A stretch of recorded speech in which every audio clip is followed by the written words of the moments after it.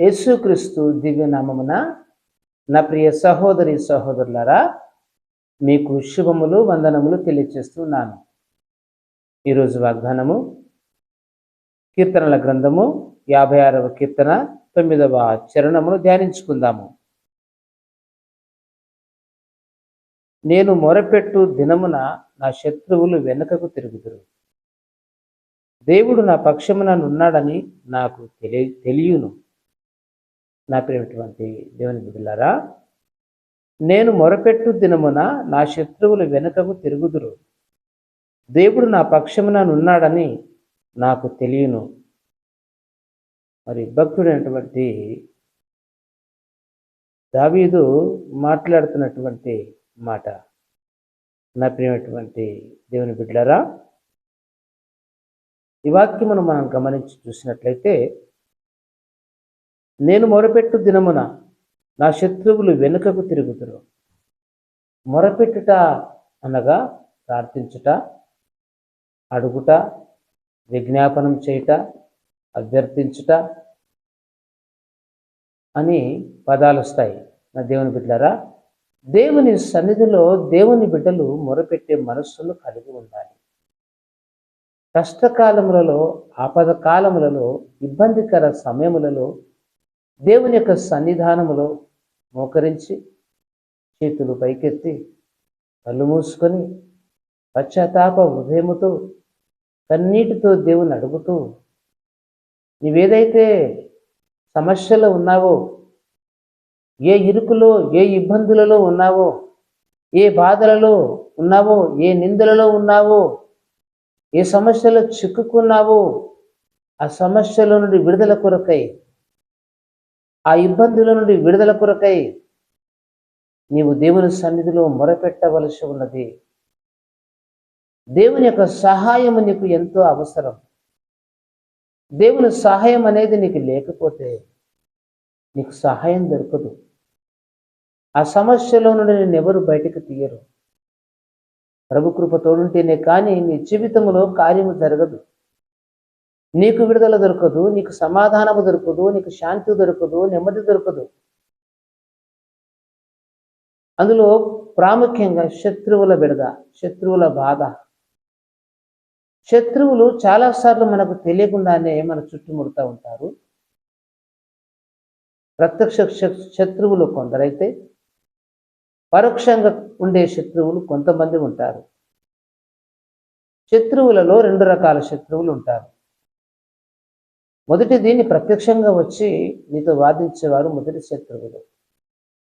రెండవది నీతో తీయగా ఉంటూ, ప్రేమగా ఉంటూ, నీతోనే ఉంటూ నిన్ను తొక్కడానికి, నిన్ను అంచడానికి వేసే శత్రువులు ఉంటారు. ఇది 2వ రకం శత్రువులు. మొదటి రకం శత్రువులతో చాలా మటుకు మనం జాగ్రత్త పడతాం, వాళ్ళు ఎదురుగా ఉంటారు కనుక. కానీ 2వ రకం శత్రువులు ఉంటారు చూడండి, వాళ్ళు మనతోనే ఉంటారు, మనతోనే తింటారు, మన ఇంట్లో కూడా ఉంటారు. అవసరం అనుకుంటే మనల్ని ప్రేమిస్తారు, ఆదరిస్తారు, ఎంతో జాలి చూపించినట్టుగా నటిస్తారు. కానీ సమయం కోసం వేచి చూసి సమయం వచ్చినప్పుడు నిన్ను తొక్కిపెట్టి నిన్ను బజారుకి విడుస్తారు. ఇలాంటి శత్రువులు, వీళ్ళకు అంతరంగ శత్రువులు అంటాను. బాహ్య శత్రువులు వేరు, అంతరంగ శత్రువులు వేరు. వీళ్ళు శత్రువులని భావించక మన ఆంతర్య విషయాలను, అంతరంగంలో ప్రతి దానిని దాపరికం లేకుండా వారితో చెప్పుకొని మనం ఆనందపడతాం. వాళ్ళు ఇవన్నీ జాగ్రత్తగా విని ఎంతో నటన భక్తితో, నటన ప్రేమతో మన ముందు నటిస్తారు.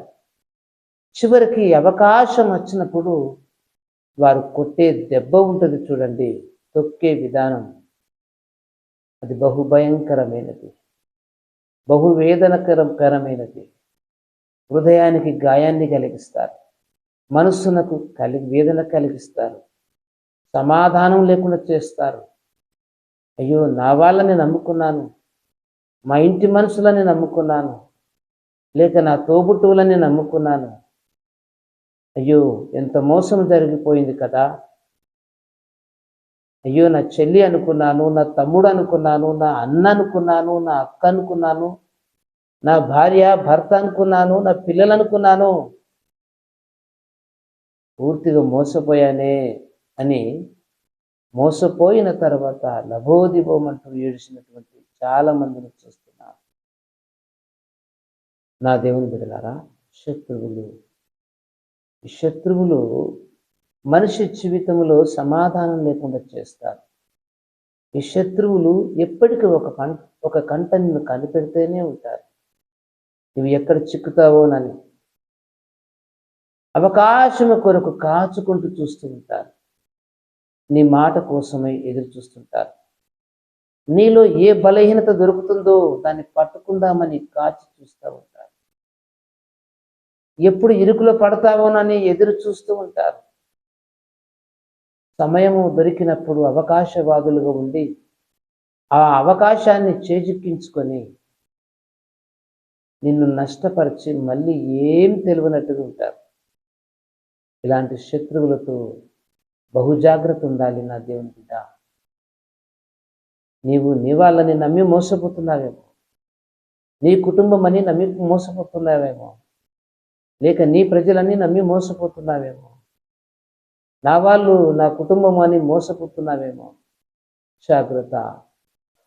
దేవుడు సెలవిస్తూ ఉన్నాడు, శత్రువుల విషయంలో జాగ్రత్తగా ఉండమని, యుక్తిగా ఉండమని, అనాలోచితంగా ఉండవద్దని. నీ వెంట వచ్చువారు నిన్ను వెన్నుపోటు పోలుస్తూ ఉంటారు. నీ వెంట వచ్చువారు నిన్ను నీ ముందు పొగుడుతూ ఉంటారు, చాటకు ఎగతాళి చేస్తూ ఉంటారు. నీ ముందు నిన్ను భలే అని మెచ్చుకుంటారు, చాటుకు వెళ్ళి చీదరిస్తారు. ఇలాంటి మనుషుల మధ్యలో నువ్వు జీవిస్తున్నావన్న సంగతిని గుర్తుంచుకోవాలి. నా ప్రియమైన కుమారుడా, కుమార్తె, ఇప్పటికే నువ్వు మోసపోయావు. ఇప్పటికే ఈ స్థితిగతుల మధ్య నలిగిపోతున్నావు. ఇప్పటికే దుఃఖిస్తూ ఉన్నావు. సమాధానం లేక ఏడుస్తూ ఉన్నావు. ఇకనైనా నువ్వు మేల్కోవాలి. దేవుని బిడ్డలకు తగిన జ్ఞానం తలంపులు ఉండాలని దేవుడు సెలవిస్తూ ఉన్నాడు. నీకు జ్ఞానం కొదవైతే దేవుని సన్నిధిలో అడగాలని దేవుడు అడుగుతూ ఉన్నాడు. ఆ యుక్తిని, ఆ జ్ఞానమును దేవుడు నీకు తెలియజేస్తాడు. ఎవరు నీవారో, ఎవరు నీవారు కారో, ఎవరు నీతో ఎంతవరకు ఉంటున్నారో, నీ విశేషాలను సేకరించి నిన్ను నీ కుటుంబాన్ని ఎక్కడ తొక్కాలనుకుంటున్నారో నీకు అవన్నీ అర్థం కావాలి అంటే దేవుని యొక్క జ్ఞానం నీకు అవసరమై ఉంది. ఈ మాట వింటున్న నా దేవుని బిడ్డ, నా ప్రియ సహోదరి సహోదరుడా, ఇలాంటి జ్ఞానాత్మను నువ్వు కలిగి ఉన్నావా? నమ్మి మోసపోయింది చాలు, మేలుకో. నీవు మేలుకోవాలి. యేసయ్య నీ పక్షమున ఉన్నాడు. యేసయ్య నమ్మదగిన వాడు. యేసయ్య అబద్ధమాడని వాడు. యేసయ్య నీకు సహాయం చేసే దేవుడు.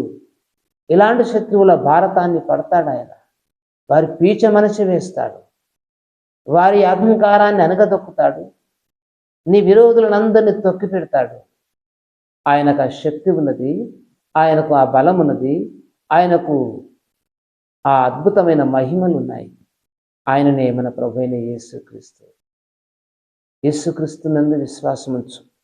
భక్తుడైనటువంటి దావీదు అంటున్నాడు, నేను మొరపెట్టు దినమున నా శత్రువులు వెనుకకు తిరుగుదురు.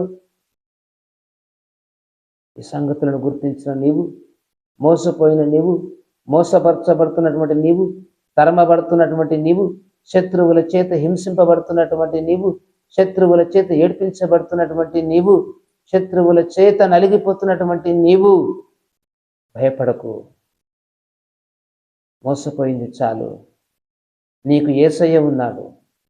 నువ్వు యేసయ్య వైపు నీ చేతులెత్తి ప్రార్థన చేయి.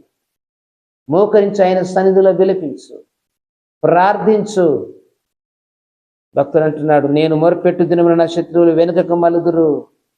నీ శత్రువులు ఆయన తరిమి కొడతాడు. నీ శత్రువులను ఆయన త్రొక్కి పెడతాడు. నీకు విరోధముగా రూపించిన ఏ ఆయుధము వర్ధిల్లదని దేవుడు సెలవిస్తూ ఉన్నాడు. నా ప్రియమైన కుమార్తె, నా ప్రియమైన కుమారుడా, ప్రభువైన యేసయ్య నీ పక్షమున ఉన్నాడు. యేసుక్రీస్తుని నీ దేవునిగా స్వీకరించినట్లయితే తను నీ హక్కునుగా చేర్చుకుంటాడు. నీ శత్రువులను తరిమి కొడతాడు. నీ విరోధులను అణిచివేస్తాడు. నీకు విరోధముగా రూపించిన ఏ ఆయుధము వర్ధిల్లకుండా నీ పక్షమున ఆయన ఉంటాడు. ఆయన నమ్మదగినవాడు. ఆయన నమ్మదగినవాడు. ఈ మనుషులు ఎవరు నమ్మదగిన వారు కాదు. యేసు నమ్మదగినవాడు. యేసు సర్వోన్నతుడు. యేసు సర్వ సృష్టికర్త. ఆయన యందు విశ్వాసం ఉంచిన దేవుని బిడ్డ, సహోదరుడా, తల్లి, అయ్యా, అమ్మా, శత్రువుల చేత పీడింపబడుతున్నావా? నా వాళ్ళని నమ్మి అన్ని సంగతులను చెప్పుకొని ఈరోజు మోసపరిచిన విధానాన్ని బట్టి చింతిస్తున్నావు కదూ, ములిపోతూ ఉన్నావు కదూ, ఏడుస్తూ ఉన్నావు కదూ. దేవుడు నిన్ను చూస్తున్నాడు. నీ కన్నీళ్లు తుడవడానికి యేసయ్య ఉన్నాడు. దేవుడు నా పక్షమున ఉన్నాడని నాకు తెలియను. ఎప్పుడైతే ఈ దేవుని యందు నీవు విశ్వాసం ఉంచుతావో, దేవుడు నీ పక్షమున ఉన్నాడని నీవు గుర్తిస్తావు. అప్పుడు వాళ్ళు నిన్నేం చేయజాలరు. వాళ్ళు నిన్ను తొక్కవలసింది కదా. దేవుడు వాళ్ళను తొక్కిపెట్టుట నువ్వు చూస్తావు. దేవుడు వారిని అణచివేయట నువ్వు చూస్తావు. నీ పక్షమున యుద్ధము చేయువాడు యెహోవా. నీ పక్షమున వాదించువాడు యెహోవా. నీ పక్షమున న్యాయము తీర్చువాడు యెహోవా. ఆయననే మన ప్రభువైన యేసయ్య. యేసుక్రీస్తు నుండి విశ్వాసము కలిగి ధైర్యముగా ఉండుము, ధైర్యముగా ఉండుము, ధైర్యముగా ఉండుము. ప్రార్థించుము, ధ్యానించుము, కీర్తించుము, ఆయన సన్నిధిని ఆరాధించుము. దేవుని యొక్క హస్తం మీకు తోడుగా ఉంటుంది. ప్రార్థన. ప్రేమ స్వరూపి అయిన దేవా, వందనములు, స్తోత్రములు ప్రభువా. అయ్యా, భక్తుడిని దావీదంటున్నాడు, నేను మొరపెట్టు దినమున నా శత్రువులు వెనుకకు మల్లుదురు అని. నిన్ను మొరపెట్టు వారికి నీవు రక్షణ కవచముగా ఉంటావు. శత్రువుల నుండి విడిపిస్తావు. సాతాను బంధకముల నుండి విడిపిస్తావు. వ్యాధి రోగముల నుండి విడిపిస్తావు. ఈ నివాకు వింటున్న బిడ్డలు కృపా, ఏ శత్రువుల చేత తరమబడుతున్నారు, ఏ శోధన చేత తరమబడుతున్నారు, ఒకసారి కనికరించండి. నీ వైపు తిరిగి మొరపెట్టినప్పుడు నేనున్నానని ఉత్తరం ఇచ్చి వారిని ఆదుకొని వారిని విడిపించి రక్షించమని ప్రార్థిస్తున్నాను. కృప చూపండి, దర్శించండి, ఆదరించండి, కన్నీటిని తుడవండి, సహాయం అందించమని యేసు నామమున ప్రార్థిస్తున్నాము తండ్రి. ఆమేన్.